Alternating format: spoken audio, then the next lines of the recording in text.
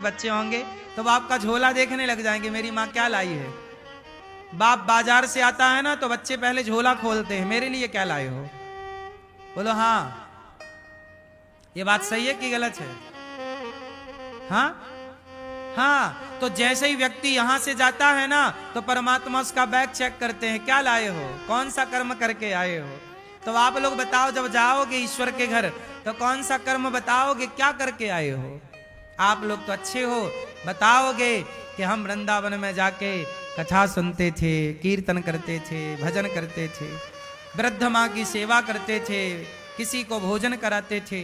आप लोग तो बता पाओगे कि हमने इतना पुण्य किया भी है। बाकी लोगों का क्या होगा, क्या बताओगे। यही बताओगे कि सारी जिंदगी पैसा कमाते रहे और कमा कमा के और फलानी बैंक में जमा करके आए। भगवान बोले वो बैंक का वहीं रह गया, यहां क्या लाया। सारा कमा कमा के बेटों को दे के आया, तूने भूखों को कितना खिलाया, तूने प्यासे को कितना पानी दिया, तूने लोगों की सेवा कितनी की। यही ना पुण्य है मेरी माँ। इसलिए इस धरती पर दो चीज कमाते हो आप, या पाप कमाते हो या तीसरा कुछ नहीं है। इसलिए साहब आप ये जरूर अपने आप से सवाल करना कि अभी तक आपने क्या कमाया है और क्या गवाया है। कितनी उम्र चली गई, कितनी बची, अब क्या करना है। उठ जाग मुसाफिर भोर भई, अब रैन कहां तू सोवत है। जो सोवत है वो खोवत है, जो जागत है वो गई बहुत थोड़ी बची। नारायण अवचेत काल चिरैया चुग रही, निस दिन आयु खेत। इसलिए दास अनिरुद्ध, मुझे लगता है कि जब मैं मरूंगा तो ईश्वर को जवाब देना पड़ेगा। तो भगवान मेरे से पूछेंगे, अनिरुद्धाचार्य बताओ तुम्हें 100 रुपए दिए थे, 100 रुपए मतलब 100 साल की, और उम्र 100 साल मेरी है कि नहीं। मैं दावा नहीं करता, जितना ईश्वर दें, 80 दें, 50 दें, जो दें, ये आज ही बुला लें, कोई दिक्कत नहीं। जब ईश्वर मेरे से पूछेंगे कि मैंने तुम्हें इतनी उम्र दी, तुमने क्या किया, तो मैं जवाब दे पाऊंगा कि प्रभु मैंने बेसहारा माओ की सेवा की, वृंदावन में कोई भी भक्त आया सबको भरपेट भोजन मिला, गाय की सेवा, निःशुल्क बच्चों को पढ़ाने लिखाने की सेवा की है। जितना बन पड़ा, जितनी मेरी अक्ल थी, बुद्धि थी, शारीरिक क्षमता थी, उतना मैंने कार्य किया। मैं ईश्वर को जवाब दे पाऊंगा। आपसे भी यही सवाल होगा,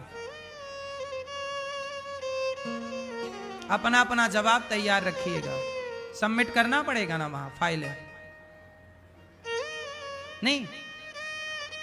सरकार को साल भर का लेखा जोखा देना पड़ता है, इनकम टैक्स। बोलो हाँ, नहीं दो तो सरकार कहती है चोर हो तुम, टैक्स चोरी कर रहे हो। जब यहां की सरकार आप पे नजर रख सकती है तो वो सरकार नजर ना रखे होगी, क्या उस सरकार से बच जाओगे। बोलो हाँ। मैया फाइल सबमिट करने चली, अभी करके आती हूं फाइल जमा।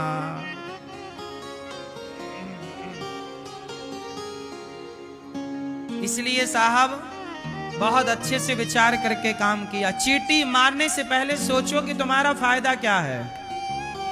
किसी को गाली देने से पहले सोचो कि तुम्हारा फायदा क्या, क्यों देना है। मैं क्यों किसी का दिल दुखाऊं, मैं क्यों किसी को गाली दूं, मैं क्यों किसी का अपमान करूं, मैं क्यों मछली को मारूं, मेरा फायदा क्या है मछली मारने से।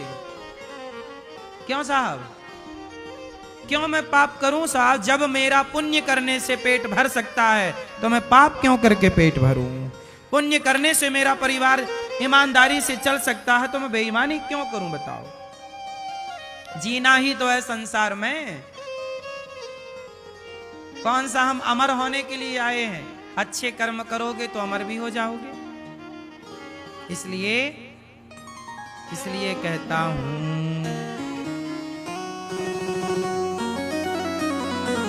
हाँ, भगवान सबको देखते हैं मेरे मालिक की दुकान में। सब लोगों का खाता मेरे मालिक की दुकान में, सब लोगों का खाता। बड़े बड़े कानून प्रभु के बड़ी बड़ी मर्यादा, बड़े बड़े कानून प्रभु के बड़ी बड़ी मर्यादा। किसी को कौड़ी कम नहीं देता, किसी को दमड़ी ज्यादा, किसी को कौड़ी कम नहीं देता, किसी को दमड़ी ज्यादा। समझदार तो चुप रह जाता, मूर्ख शोर मचाता। समझदार तो चुप रह जाता, मूर्ख शोर मचाता। जरा इस लाइन का अर्थ करो आप। समझदार तो चुप रह जाता, मूर्ख शोर मचाता, मेरे मालिक की दुकान में सब लोगों का खाता। ये लाइन का जरा अर्थ बताओ मेरे को। समझदार तो चुप रह जाता, मूर्ख शोर मचाता, इसका अर्थ क्या हुआ आप बताओ। समझदार चुप रह जाता और मूर्ख शोर मचाता, ये समझदार कौन है? आप किसे समझदार समझते हैं? समझदार कौन और मूर्ख कौन है? जो चुप रहे वो काय में चुप रहे? भीष्म पितामह चुपचाप बैठे थे, द्रौपदी की साड़ी खिंच रही थी, तो ये चुप चाहते हैं आप? एक लाइन का अर्थ करना है आपको। समझदार तो चुप रह जाता, मूर्ख शोर मचाता। क्या अर्थ हुआ इसका आप बताओ। समझदार कौन और मूर्ख कौन, ये परिभाषाएं बताओ फटाफट। समझदार की परिभाषा बताओ और मूर्ख की परिभाषा बताओ। आप बताओ समझदार किसे कहते हैं?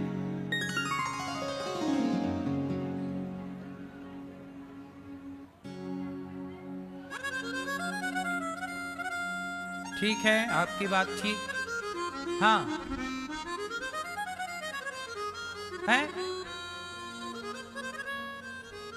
समझदार तो चुप रह जाता, मतलब जैसा देखो कुछ लोग होते हैं बोलते हैं, हे भगवान तुमने हमें ये दुख क्यों दे दिया, ये कष्ट क्यों दे दिया। ये मूर्ख लोग हैं जो कहते हैं हे भगवान मेरे साथ ऐसा क्यों हो गया, हे भगवान मेरे साथ ऐसा क्यों हुआ। ये मूर्ख लोग हैं। समझदार वो हैं जो समझ जाते हैं कि मैंने कभी कोई पाप किया होगा, वो मेरे कर्मों का दंड मुझे मिल रहा है। वो चुप है क्योंकि वो जान रहा कि ये मेरा ही है, ये ईश्वर का दिया, ये ईश्वर का दिया। दशरथ जी बाणों, वो भीष्म पितामह बाणों की सैया पर लेटे थे पर चुप थे, क्योंकि वो जान रहे थे मेरा कभी किया मेरे सामने आ रहा है, तेरा किया ही तेरे सामने आएगा। तो कुछ लोग चिल्लाते रहते हैं। वो चिल्लाना मतलब मूर्ख है, तुम समझते तुमने गलतियां की, पाप किया, तब भोगो ना भैया। पाप किया है तो भोगना पड़ेगा। अब चिल्लाने से क्या होगा। असमझदार चुप है कि भाई जो किया था वो मिल रहा, चुपचाप सह लो। हाँ, नारद जी दासी पुत्र थे, ब्रह्मा पुत्र बन गए, इसलिए अच्छे कर्म करना ताकि आपका प्रमोशन हो। मनुष्य हो तो देवता बनो, अच्छे जगह जाओ, गलत काम करके उलझ ना जाना। वेद व्यास जी ने महाभारत से भागवत की रचना की। महाभारत, महाभारत क्यों हुआ, किसकी गलती से हुआ, क्यों महाभारत किसकी गलती से हुआ? किसकी? धृतराष्ट्र। किसकी गलती से हैं? किसकी गलती से हुआ पूरा महाभारत? धृतराष्ट्र। आप बताओ महाभारत किसकी गलती से हुआ? कौन गलत था? हैं? कौन कौन? गांधारी। आप बताओ गुलाबी मैया, महाभारत किसकी गलती से हुआ? धृतराष्ट्र। ये मैया, आप गुलाबी मैया,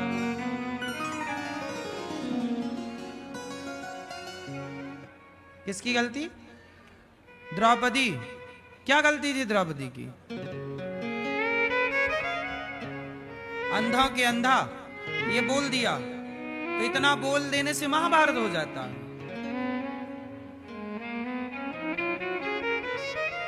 है? सुनो, महाभारत क्यों हुआ? और ये महाभारत की कथा कोई महाभारत की कथा नहीं है, हम सबके जीवन की कथा है, हम सबके जीवन को बदलने वाली कथा है, हम सबके जीवन में बहुत बड़ा प्रभाव डालने वाली कथा है और हम सबके जीवन की रोजमर्रा की कथा है। इसलिए हमारे यहाँ कथाएं सुनी जाती हैं ताकि हम उनसे कुछ ग्रहण करें, सीखें, मैसेज प्राप्त करें। क्या हुआ, पूरी बात सुनो। महाभारत का जो युद्ध हुआ किसकी गलती से हुआ? कुछ लोग कहते हैं द्रौपदी की गलती। द्रौपदी की कोई गलती नहीं थी। आप लोगों को बोला गया कि द्रौपदी ने ऐसा कह दिया था कि अंधों के अंधे होते हैं। पूरे महाभारत में ये बात कहीं नहीं लिखी, द्रौपदी ने ऐसा बोला ही नहीं। वो तो टीवी वालों ने झूठ परोस दिया सीरियलों में और आप लोगों को बातें रट गईं। द्रौपदी की ऐसी कोई बात थी ही नहीं। उन्होंने ऐसा, वो अच्छे घर की बहू हैं, समझदार हैं, वो कभी किसी का अपमान नहीं करती कि अंधों को अंधा कहने लग जाएं। भाई अंधे को, आज बताइए, एक सामान्य पढ़ा लिखा व्यक्ति भी ना अंधे को अंधा नहीं बोलता, बोलता है क्योंकि वो जानता है कि यार इसको अंधा क्यों, अंधा तो है ही है, हम क्यों इसको अंधा बोलें, पाप क्यों लगे। भाई आज के युग में भी अंधे को अंधा नहीं बोला जाता, सूरदास बोला जाता है, सम्मान है उस अंधे का भी। भाई अंधा है, किसी कर्मों का फल है, तो हम क्यों उसको अंधा कहें। लंगड़े को हम लोग लंगड़ा थोड़ी कहते हैं, हम लोग उसकी हेल्प करते हैं। अंधे पर हम लोगों को और दया आती है, लंगड़े को हम लोगों पर और तरस आता है कि देखो इसके भी कास पांव होते तो ये भी चलता, आंखें होती तो ये भी। तो आज के युग में हम सामान्य लोग भी किसी अंधे का तिरस्कार नहीं करते। तो द्रौपदी इतनी समझदार होके, भला धृतराष्ट्र जो कि उनके ससुर थे, तो धृतराष्ट्र को क्या ऐसा कोड कर सकती थी कि तेरा बाप अंधा तो अंधे के बेटा अंधा होता है? ऐसा द्रौपदी की भाषा तो नहीं हो सकती थी। और ये लिखा भी नहीं है महाभारत में मैया, ये बात है नहीं, ये झूठ फैलाया गया और आप लोग झूठ के शिकार होते चले गए। द्रौपदी ऐसे संस्कार वाली नहीं थी कि वो अपने ससुर को ऐसा कह दें, क्योंकि धृतराष्ट्र द्रौपदी के ससुर ही तो लगते हैं, बड़े ससुर हैं। भाई ससुर द्रौपदी के ससुर कौन? पांडु, और पांडु के भाई धृतराष्ट्र, तो बड़े ससुर हो गए। बोलो हाँ, समझ रही हो मेरी माँ? आप लोगों के भी बड़े ससुर होते हैं कि नहीं? बड़े ससुर समझते हैं, बड़े ससुर, छोटे ससुर। तो द्रौपदी के ससुर हैं, तो ससुर को ऐसा कैसे बोल सकती है अंधा? आज की कोई बहू नहीं बोल सकती अपने ससुर को कि मेरा अंधा ससुर, वो भी पब्लिक प्लेस में, सबके बीच में नहीं। चलो, तो द्रौपदी की गलती नहीं थी। अब हम गलत व्यक्ति को पकड़ते हैं। गलत कौन था? गलत थे धृतराष्ट्र। धृतराष्ट्र की आंखें तो चली गईं, लेकिन धृतराष्ट्र ना पुत्र के मोह में भी अंधे हो गए थे। उनका बेटा गलत करता तो धृतराष्ट्र उसे रोकते नहीं थे, उसकी वाहवाही करते थे। जब आप अपने बच्चों को गलत में रोकते नहीं हैं, गलत में उनकी वाहवाही करते हैं, तब बच्चे बिगड़ते हैं और तब महाभारत होने की संभावनाएं बढ़ जाती हैं। इसलिए बच्चे गलती करें तो डांटो। यदि लगाम नहीं रखी बिगड़ जाएगा। तो गलती किसकी है? धृतराष्ट्र की। क्या गलती है? धृतराष्ट्र राजा हैं और इनके राज दरबार में द्रौपदी के कपड़े उतारे जा रहे हैं। चलो द्रौपदी ने, चलो मान लेते हैं थोड़ी देर के लिए कि द्रौपदी ने बोल दिया कि अंधों के अंधे होते। चलो, तो इतना बोलने की सजा ये तो नहीं थी ना कि तुम भरी सभा में उसके कपड़े उतार दो। भाई उसने बोला तुम भी बोल लेते, उसने कहा अंधा, तुम भी अंधा बोल देते, अंधी बोल देते। अब ये क्या था कि बाल पकड़ के आपने घसीट कर सभा में खड़ा किया और आपने कहा हे दुशासन, द्रौपदी के कपड़े उतार दे और मेरी जांघों पे लाके बिठा दे। मतलब आपको कोई अंधा कहेगा तो आप उसके कपड़े उतार दोगे क्या? ये तो बदला नहीं था। क्यों जी? इसका मतलब था कि द्रौपदी पर अत्याचार किया, एक नारी का अपमान किया भरी सभा में दुशासन ने, और तमाशा होता रहा। और कौन चुप रहा? धृतराष्ट्र। राजा थे, राजा को तो एक्शन लेना चाहिए ना। द्रौपदी चिल्ला रही हैं बचाओ बचाओ। अब हम यहां कहें भैया बचाओ बचाओ और आप कोई ना बचाओ तो आप सब पाप के भागीदार हो जाओगे। जब कोई आपसे मदद मांगे तो उसको ही मदद करना आपका धर्म हो जाता है, हाँ या ना। मैं आपके द्वार पर आऊं और मैं कहूं कि भैया भूख लगी है, भोजन दे दो, भिक्षाम देही, उस समय आपको आपका धर्म मुझे रोटी देना है। यदि आप मुझे रोटी नहीं देंगे तो उस समय आपको पाप लगेगा कि आपने एक भूखे को भोजन नहीं दिया। जैसे द्रौपदी पुकार रही हैं बचाओ बचाओ, तो वहां जितने लोग थे सबका कर्तव्य था कि द्रौपदी को बचाते, पर कोई नहीं बचाया। इसलिए उस सभा में जितने लोग थे सारे के सारे मारे गए, पांडवों के अतिरिक्त, क्योंकि पांडव वहां द्रौपदी के पति की भूमिका पे थे। सारे मारे गए क्योंकि सारे उस पाप के साक्षी बन गए। भीष्म पितामह जैसे मारे गए क्योंकि वो भी उस द्रौपदी के उस अपमान के साक्षी बने। गुरु द्रोणाचार्य मारे गए क्योंकि वो भी उस अपमान के साक्षी बने। वहां पर दो लोग नहीं थे, वहां पर कृपाचार्य और अश्वत्थामा नहीं थे, इसलिए दोनों बच गए। याद रखिएगा, हम जो गलत करते हैं, हम जो सही करते हैं, उसे कोई देख रहा हो ना देख रहा हो, भगवान देख रहे हैं। और एक बात और याद रखिएगा, मैं अच्छा करता हूं या मैं बुरा करता हूं, आप लोग देख रहे हैं, लेकिन आप देख करके आप निर्णय नहीं कर सकते कि मैं सही हूं कि गलत हूं। मुझे फल नहीं दे सकते मेरे अच्छे या मेरे बुरे का, मुझे फल तो ईश्वर ही देंगे, आप लोग थोड़ी दोगे। आप लोग गौरी गोपाल आते हो, सब सेवाएं देख के चले जाते हो, आप तो यही कहते हो महाराज जी अच्छा कर रहे हैं सबकी सेवा, इतना कह के आप चले जाते हो। लेकिन जो मैं कर रहा हूं उसका फल आप लोग थोड़ी दोगे, कौन देगा उसका फल? हाँ, मैं जो अच्छा कर रहा हूं या जो मैं बुरा कर रहा हूं उसका फल आप ना दोगे। आप बाजार जाते हो तो कसाई बैठा बैठा मारता रहता है मुर्गी को, आप तो जाके देखते हो और आप अरे राम राम कितना गलत आदमी है, देखो जरा मुर्गी मार डाला, मछली मार, आप तो इतना बोल ही सकते हो ना, आप कुछ कर थोड़ी सकते हो। लेकिन आप बोल के चले जाते हो और अगले घंटे सब भूल जाते हो। आप अगले ही घंटे आप सब भूल जाते हो कि मैं कहां गई, कहां देखा, क्या देखा, सब भूल जाता है आपको।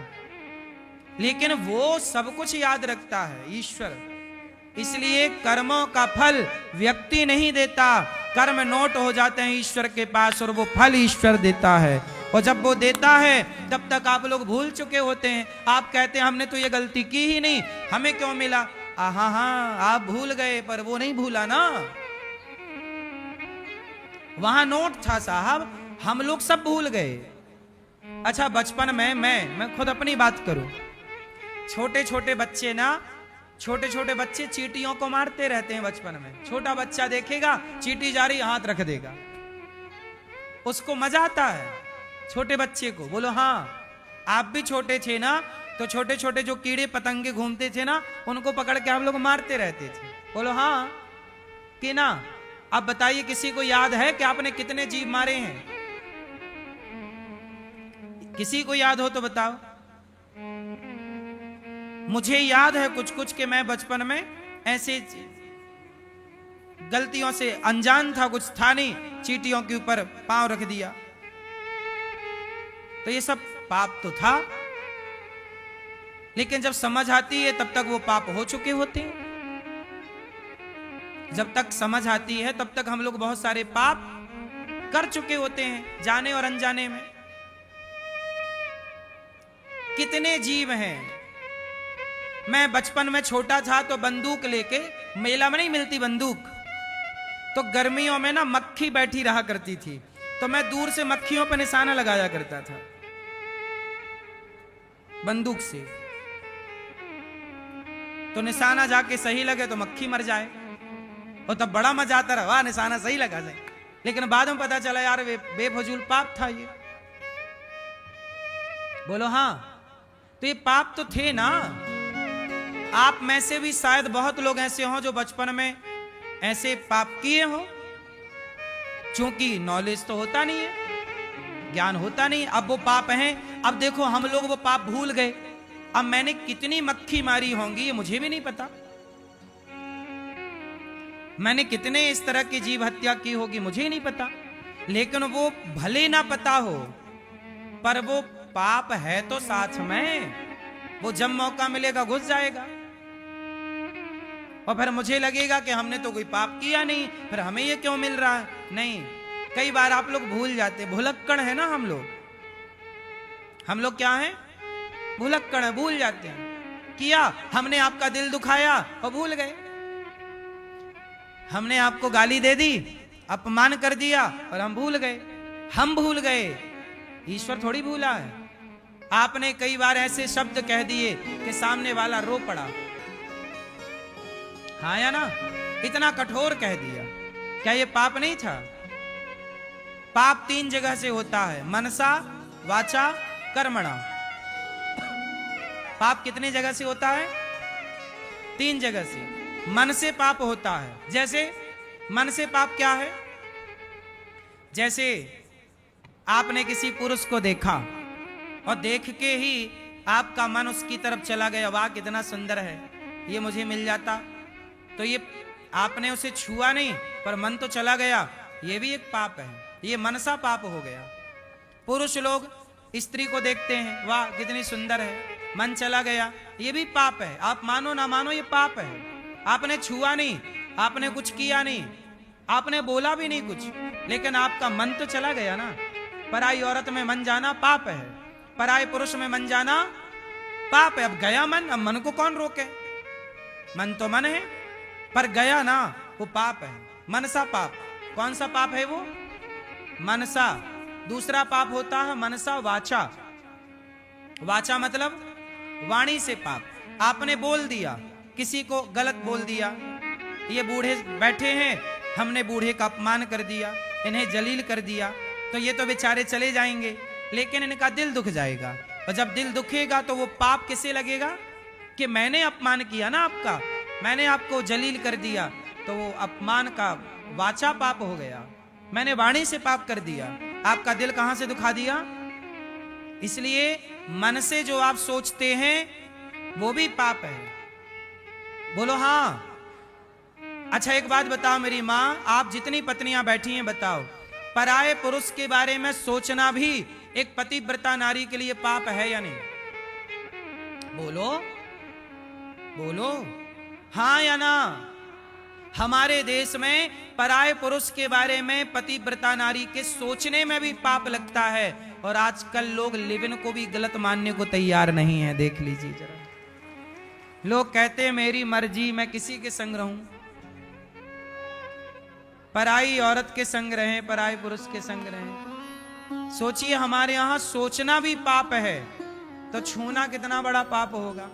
और पराये पुरुष और पराई स्त्री के संग लिव-इन में रहना कितना बड़ा। लेकिन इसे आजकल कोई कानून कहता है, कानून इसकी इजाजत देता है। कानून अलग है, धर्म अलग है। धर्म इजाजत नहीं देता पराई नारी को देखने का, पर कानून इजाजत देता है। इसलिए देश कानून से चलता है, परंतु हमारा जीवन धर्म से चलना चाहिए। हमारा जीवन किससे चलना चाहिए? धर्म से। कौन बड़ा है? धर्म बड़ा है। पराई नारी को सूप न खा आई थी, क्या राम ने देखा? बोलो, क्या राम ने उसको देखा? बोलो, नहीं देखा।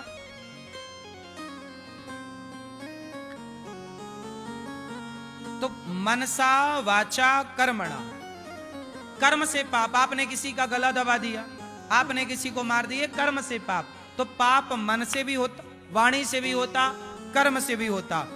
जब तक समझ नहीं थी कोई बात नहीं, पर जब से समझ आई तब से आप मनसा वाचा कर्मणा तीनों पापों से बचिए और अपने मन सा वाचा कर्मणा से भगवान की सेवा करिए, भक्तों की सेवा करिए। जो हो गया सो हो गया, आगे ना हो। जो हुआ सो हुआ, अब ना हो।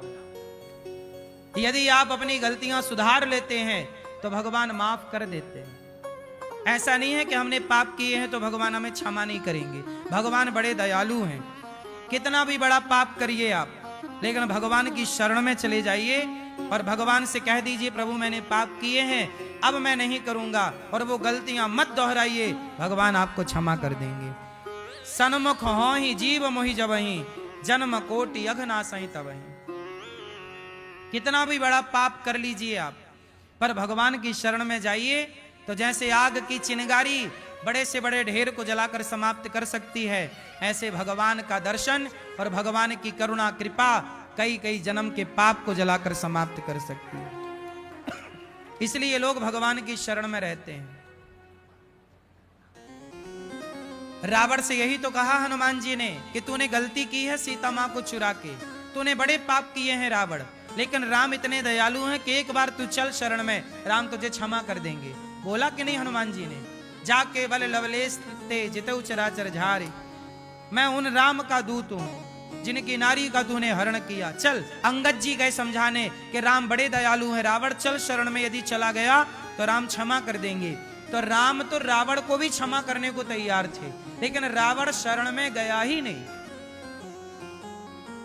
बोलो हाँ, राम जी रावण को क्षमा कर देते कि नहीं यदि रावण जाता तो? उत्तर दो, कर देते कि नहीं? यदि शरण में जाता तो राम तो रावण को भी क्षमा कर देते, पर रावण ने शरणागति ग्रहण करी ही नहीं, तो रावण ने गलती की। हम लोग गलती ना करें, हम तो शरण में जाएं विभीषण की तरह, रावण की तरह हम क्यों एटीट्यूड में रहें, घमंड में रहें? हम वो गलती ना दोहराएं जो गलती रावण ने की। ये कथाएं यही तो सिखाती हैं कि वो गलती जो की वो हम ना करें, क्योंकि गलतियां सब कर रहे हैं इस धरती पे। बताइए आप में से कोई ऐसा है जिसने पाप ना किया हो? क्यों, आप में से कोई ऐसा है जिसने पाप ना किया हो? बोलो हाँ या ना। मैया क्या बोलती तू? आप लोगों ने पाप किया कि नहीं? बोलो हाँ कि ना। इस धरा पर कोई ना होगा ऐसा जिसने कोई ना कोई पाप ना किया हो, सब पापी है। इसलिए अपने को पापी समझना चाहिए, पुण्यात्मा नहीं। हमारे पाप और पुण्य यदि तराजू में रखे जाएं तो सच मानो हमारे पाप ही ज्यादा निकलते हैं। लेकिन भगवान इतने दयालु हैं कि अजामिल जैसे पापी, जिसके 99 किलो पाप थे, पाप अधिक से अधिक थे, लेकिन उस पापी अजामिल के मुंह से एक बार मरते समय उसके बेटे का नाम निकल गया, नारायण। तो नारायण बेटे का नाम था, पर भगवान ने सुन लिया कि जाओ मेरा नाम पुकार रहा, जाओ लेकर आओ। एक नाम के बल पर उस अजामिल का कल्याण हो गया। हुआ कि नहीं? इतने दयालु भगवान। तो जो भगवान आपके सारी जिंदगी के पाप एक नाम से समाप्त कर सकते हैं, क्यों ना उस एक परमात्मा की शरण में चला जाए। उनके जितना दयालु कौन होगा? वो तैयार हैं हमें गले लगाने को। इसलिए जगन्नाथ जी के हाथ सदा ऐसे रहते हैं।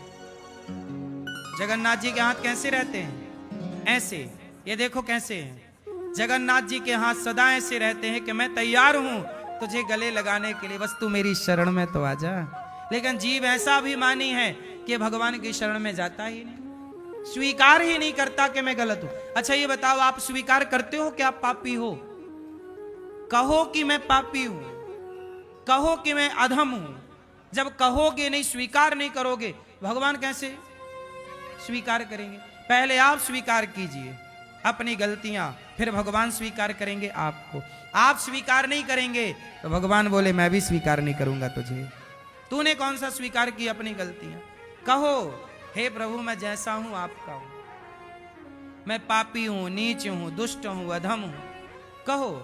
आजकल है आदमी पापी और बड़ा पुण्यात्मा बना घूमता रहता है। अच्छा ये बताओ, आप लोग लोभी हो के नहीं? अभिमानी होके नहीं, कामी होके नहीं, हाँ या ना? ये सारी बुराइयां हमारे अंदर हैं, पर आप किसी को कह दीजिए तू बहुत कामी है तो वो बुरा मान जाएगा। किसी को आप कह दीजिए तू बड़ा घमंडी है, वो बुरा मान जाएगा। कहां घमंड कर रहा हूं, करता है पर मानता नहीं। मैया सो गई क्या मेरी मां?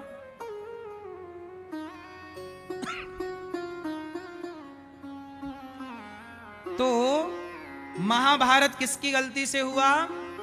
धृतराष्ट्र की गलती। क्या राजा थे, न्याय नहीं किया। दूसरी गलती दुर्योधन की। दुर्योधन की क्या गलती है? जरूरत से ज्यादा लोभी नहीं होना चाहिए। लोभ इतना करो जितने की जरूरत है। अच्छा, लोभ अच्छी चीज है कि बुरी चीज है? बोलो, क्या है मैया? लोभ अच्छा है कि बुरा? क्या जोर से क्या कह रही हो?